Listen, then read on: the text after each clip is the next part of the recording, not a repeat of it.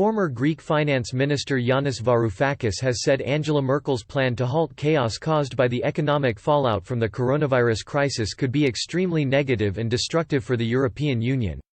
During an interview with ZDF, Mr. Varoufakis was asked whether the German Chancellor has made a U-turn when it came to the financial policies of the EU in dealing with the coronavirus crisis. Mr. Varoufakis was the Greek finance minister and had repeated run-ins with the Brussels bloc. He said, only the governments of the South made a U-turn. At first, they called for Eurobonds, as is their job, not only for the benefit of the South, but ultimately also for the benefit of the North. Ms. Merkel replied with her famous "no," and they immediately began to sing praises for the alternative she offered them. But these are not Eurobonds, it is not a debt rescheduling or a community of debts.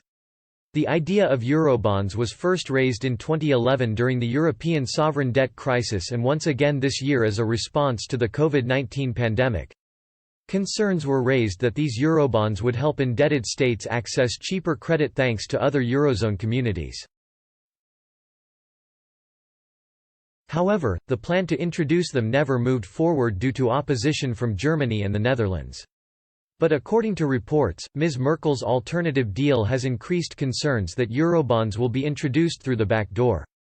Mr. Varoufakis ultimately denied the introduction of Eurobonds but warned Ms. Merkel's plan could be extremely negative and destructive for the EU.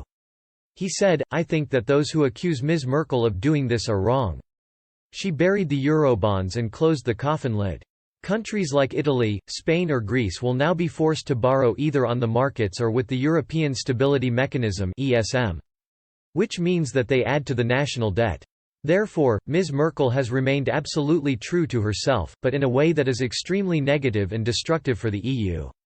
A communalization of debts would have been essential to save the Eurozone in the long term as an area of shared prosperity."